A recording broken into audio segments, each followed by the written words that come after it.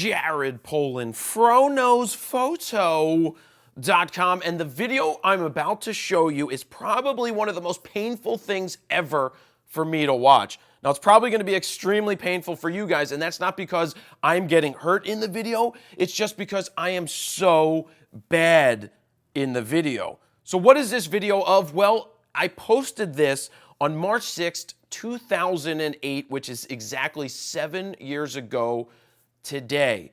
It's well before FroKnowsPhoto even came into my mind. I hadn't even heard of it or thought of it at this point. So why am I making this video? I'm making it to show you that I haven't always been good in front of the camera. I didn't always have the confidence to sit here and speak in front of people. I just didn't have it. So I want to tell you how I got it, some of the things that I did that helped me, but also to say, after you watch this video, ask yourself this: what is holding you back?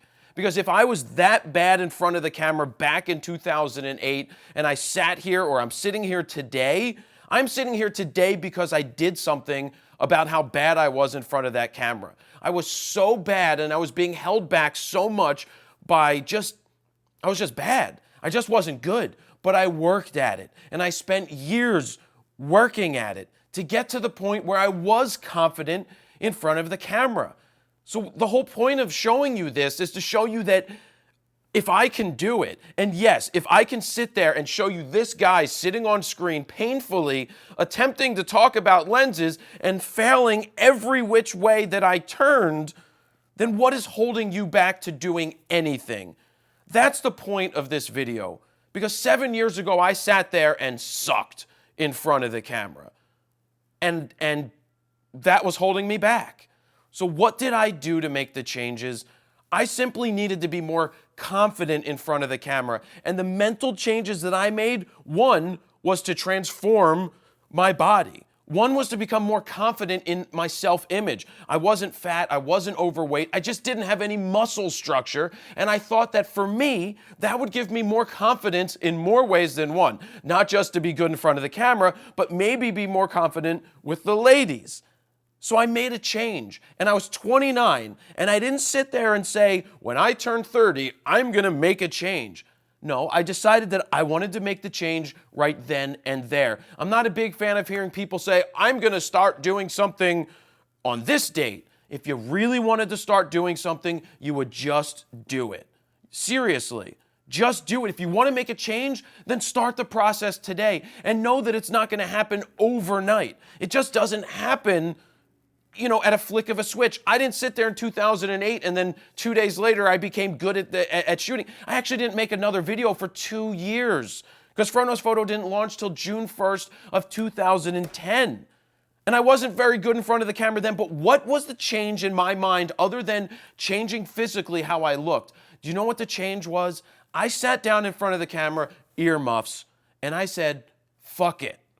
You have to go into this mentality, go into this mentality to make videos as if nobody else is watching around the world or nobody's watching you make it in person. I block it out of my head.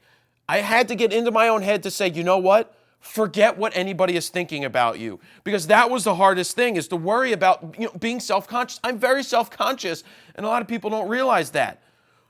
But I had to get through my head that I'm here in front of the camera. Don't worry about other people watching. I block them out. If I'm at a show and other people are watching, I'm blocking them out in my head. And I also made sure that I didn't sit there and just talk like this. I made sure to accentuate certain things because that brings the level up and it allows people to be more interested in it. And I didn't mean to ramble on in this video, but I guess it's a rant. It's just happening.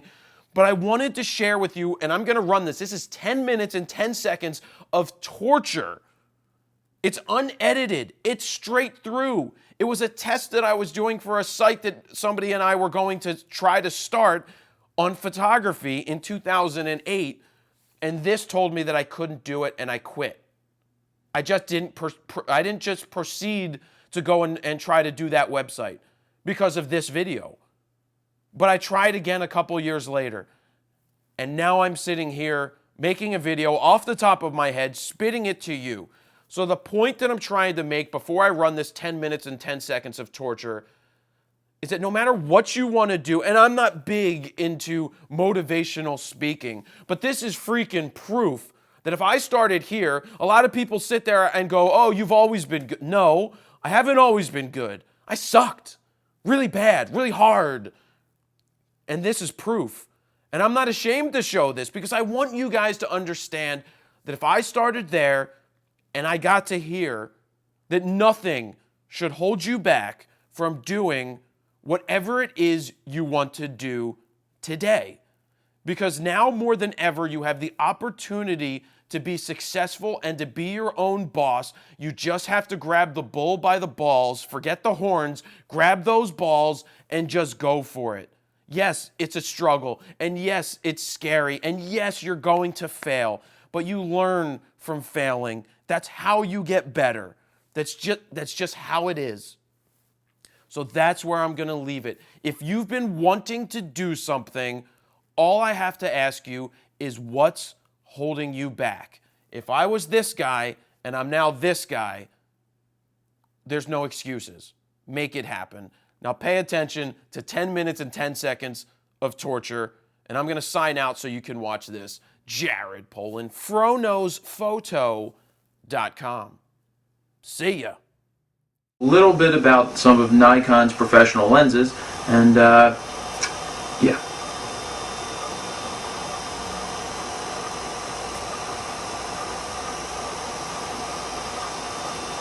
Hello, I'm Jared Polin, and welcome to ProPhoto101.com. Today I want to talk a little bit about,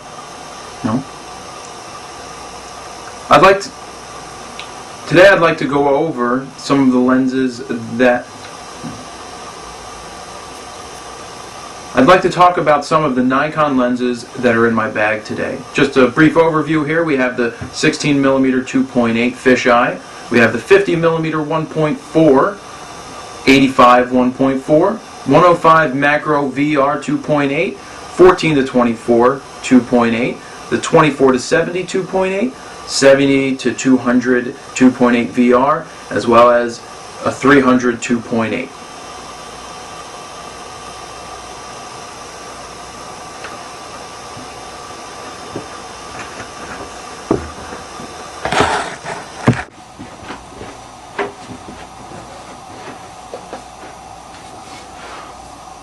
Hello, my name is Jared Polin. Welcome to ProPhoto101.com. Today I want to talk a little bit about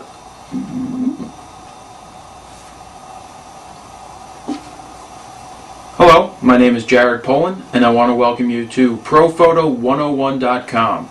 I want to go over today some of the Nikon professional lenses that I have in my bag.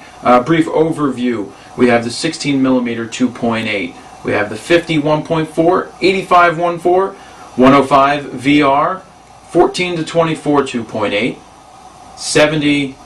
24 to 70 2.8, 70 to 200 2.8, and the 300 2.8.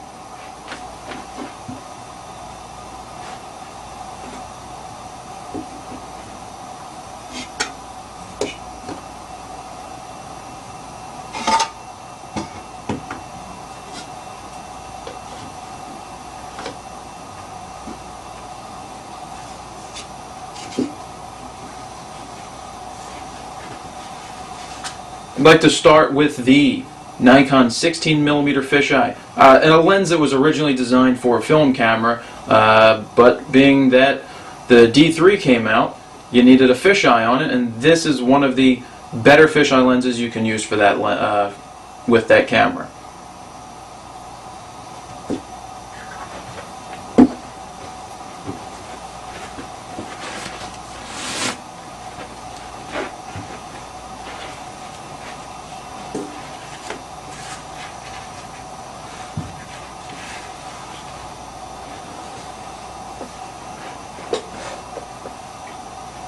Alright, starting off with the 16mm fisheye. The lens is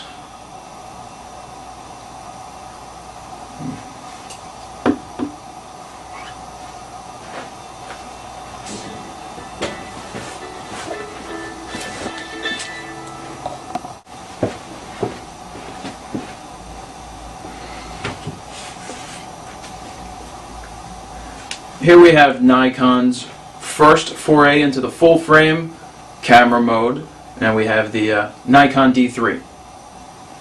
What more can you say about a camera that does just about everything you wish it could do? I mean, you have a 3-inch screen that blows the Canons out of the water, being that it is about 700,000 pixels better than any of the Canon screens. You have dual card slots for compact flash, which is just amazing when you're shooting, and you overflow from one to the next when you're shooting RAW, which is what you should be shooting in. Something that shoots 9 frames a second. It just, everything about it is amazing. You know, you pick up this camera, and if you've shot a pro camera before, you know how to use it. I mean, that's just the greatest thing about this camera, is you pick it up and you just start shooting, and it's like you've always been using it. Some other minor things that they added which were really good. Now they have rubber that's attached that covers up the different inputs on the camera, so you're not taking off the little screwy mabobbers and losing them in the bottom of your bag, or they just fall off whenever. Other than that, it's a basic rundown of what the D3 does, but really if you need to ask what it does, you shouldn't own one, and we got one right here.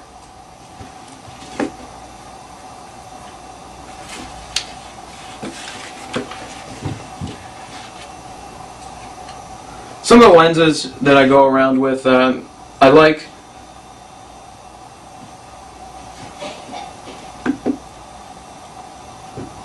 Just want to go over the lenses that I carry around with me, starting with the 16 fisheye 2.8. I picked this lens up after I got my D3 because I needed a fisheye lens, and the 10.5 would work, but it would cut the camera down into DX mode, which I didn't want to do. So I basically traded a friend of mine my 10.5 fisheye for the 16 fisheye. With what I've used this lens for lately with this camera, I've noticed it's not the sharpest thing around the edges, but really who cares too much, just get the picture right in the first place. But other than that, pretty good lens, pretty good trade that I made there, that was worth it. Another lens I picked up a little while ago as I started to get into shooting primes is the 50mm 1.4. I like the 1.4 better than the 1.8 as it's built better. It's a professional lens. Not the fastest focusing, but you know, having a 1.4 in the bag that's a 50 on the D3 is amazing. This is an extremely sharp lens. The colors are tremendous out of this, and all in all, at $284 for this lens, it's a must-have for one of the best lenses that you can walk around with.